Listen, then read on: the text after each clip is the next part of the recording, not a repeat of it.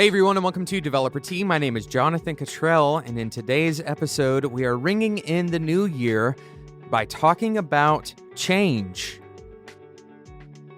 We try not to jump on too many bandwagons on this podcast. We don't talk about too many trends. We don't typically follow the news and development very closely. And the hope for that is that we will remain timeless, that you can go back and listen to episodes from last year, and they are just as valuable now as they were back then, for the most part. Now, we're kind of taking a little bit of a detour from that behavior, and we're actually jumping on two different bandwagons. You all know that we are going to be focusing, at least in part, on JavaScript during January. It's just called JavaScript January, very simple idea. All of my personal learning in January is going to be centered around simply getting better at JavaScript, both on the server side as well as on the client side, learning new tools, but also learning the some basic control structures that I haven't quite picked up yet in newer versions of JavaScript. And so I hope that you will join me on that journey and focus on one kind of theme for January. There may be a little competition forthcoming specifically for JavaScript. Haven't nailed all the details down on that, but be certain to subscribe in whatever podcasting app you use, and I will definitely talk about it on future episodes if we do nail down those details. But for now, JavaScript January. The second bandwagon that we are going to jump on is specifically for today's episode. We aren't talking about JavaScript today. Today we're going to be talking about something that a lot of you are already thinking about, and we talked about it last year as well, and that is some kind of resolutions. Hopefully you kind of saw this coming when we said that we're ringing in the new year by talking about change. And so many people in the beginning of a year, for whatever reason, many reasons, we can talk about a few of those in a minute, but this is the time where people are trying to commit to some sort of change. And a lot of times, people end up failing at that. And part of what I want to do here on this podcast is help you make commitments that you can keep, help you make commitments to change that you can keep. And commitments to change, that is a very broad discussion to have. There's so many different types of commitments you can make, so many different types of resolutions. We've talked about goals needing to be concrete, whereas values are the things that drive those goals, right? So values are not concrete, but goals are concrete and measurable. That's an incredibly important part of making these resolutions in the beginning of the year. And again, there are many different ways that people fail at this, many different types of failure. One of the types of failure is simply never starting, never actually taking the first step to do whatever it is that you've resolved to do, right? That underlying word, resolve, that means you've made the decision, you've decided to move forward, but you never actually take a step of action. Another type of failure is, of course, falling off of that action train after a certain period of time. A lot of people will resolve for 1 or 2, maybe 3 weeks, and then for whatever reason, whether it's a willpower issue or maybe they get sidetracked, they don't have a way of staying accountable to themselves, they end up not continuing that action that they resolved in the beginning of January to continue. Another reason a lot of people end up not following through with these resolutions, and this is kind of a strange one, and hopefully I've caught you on the right day for this because it's the Monday after January 1st. A lot of people end up not sticking to their resolutions because they feel like since they didn't start on the exact day, whether that's January 1st or maybe December 31st, whatever arbitrary day that you've chosen, because you didn't start, then you've already broken it. Right? Or because you started late, or maybe because you broke it on one day because maybe you were traveling and it was difficult to stick to that resolution. Maybe you're recuperating after the holidays. There's really a myriad of reasons why this time of the year is volatile for a lot of people. So that's another reason why people end up not following through with their resolutions. Obviously, there are so many other reasons people don't follow through. Sometimes they don't follow through because they've set too lofty of a goal, and pretty much out of the gate, they realize that it's impossible. So why try to do something that's impossible? On the other hand, there are some resolutions that are ultimately boring. They don't inspire the person who has actually made the resolution. And there's a lot more out there that you can go and find. You can go and read and listen to the stories of your friends and look at your own past. Determine the reasons why you didn't follow through with your own resolutions. I certainly have done this as well. Last year, we talked about having resolutions that you follow up on in a more structured format, more specifically, shorter term resolutions, perhaps a month-long resolution rather than a New Year's resolution. In today's episode, we aren't going to talk about how to make good resolutions. We've already covered some of that, and there's a lot of good content online. We may talk about that at a later date. Maybe next New Year's we'll talk about that. But instead, we're going to talk about kind of the anatomy of change. And this is a psychological model. We're going to talk about something called the transtheoretical model. The transtheoretical model. And this is really just the shape of change that people follow regardless of what type of change they are making. And it's generally the anatomy of a resolution.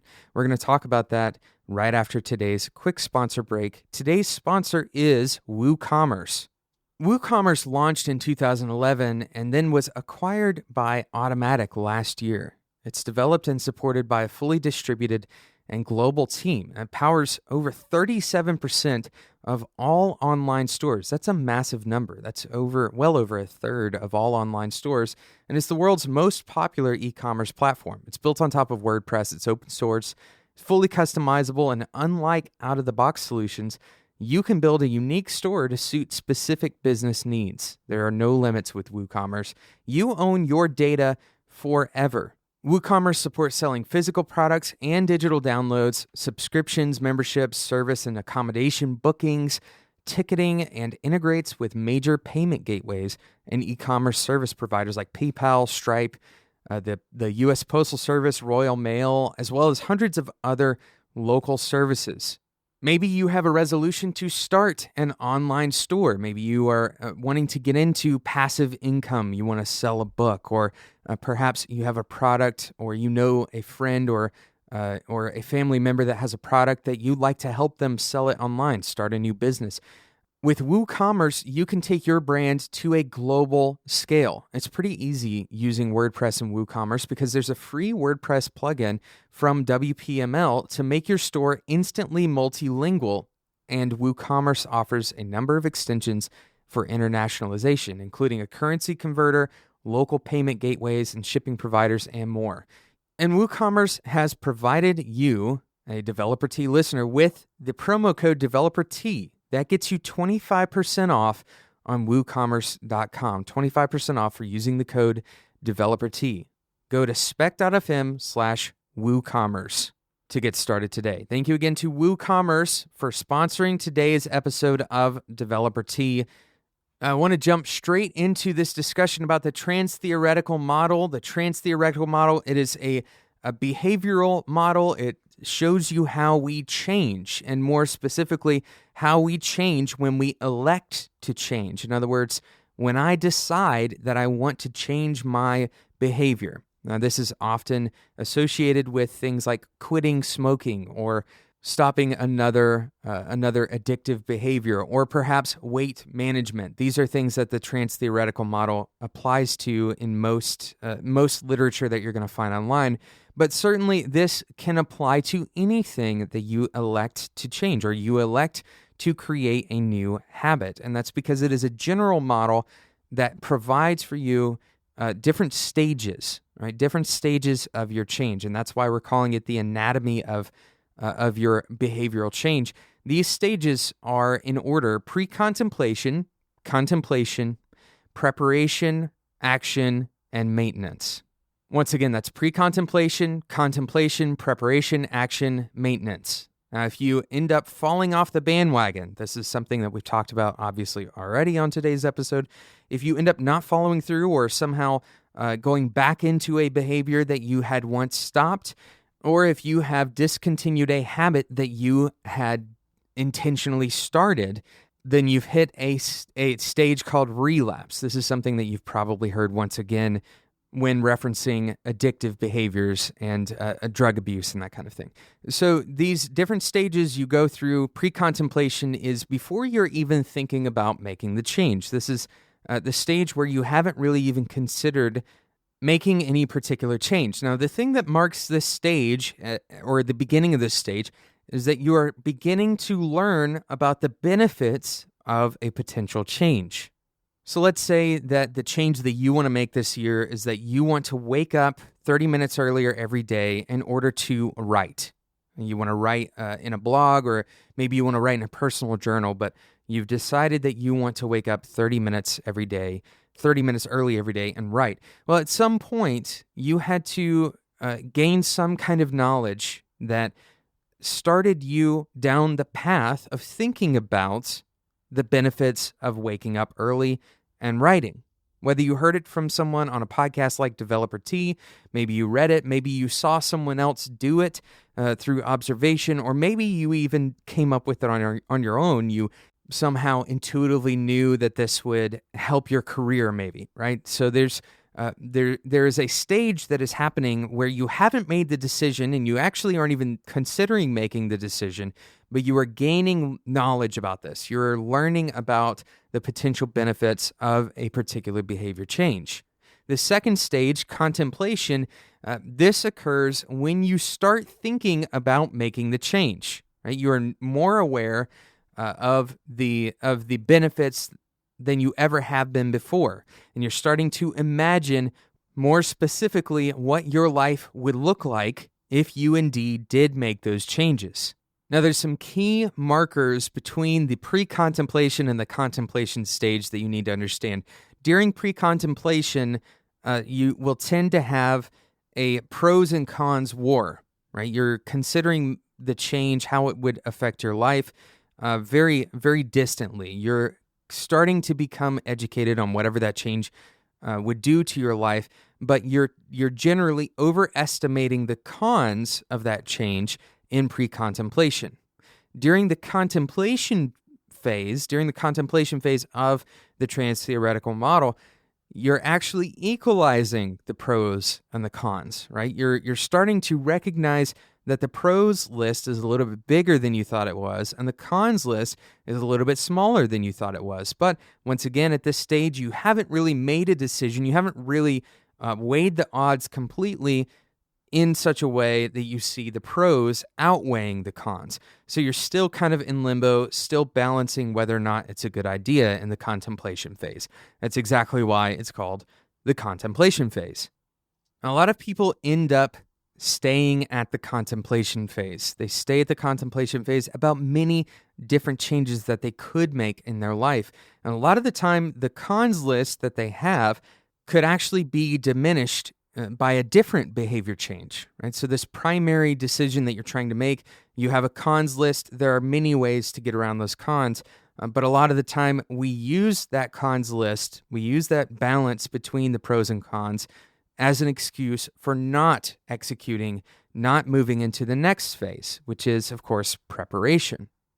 During the preparation phase, you are kind of leading up to the action phase. The whole point of the preparation phase is to allow your life to accommodate the new changes that you are about to make. So, for example, waking up early in the morning, you might start by waking up 30 minutes early when really your long-term goal is to wake up 2 hours early, right? So you start integrating this change, you start adjusting your lifestyle a little bit. Perhaps you start going to bed a little bit earlier.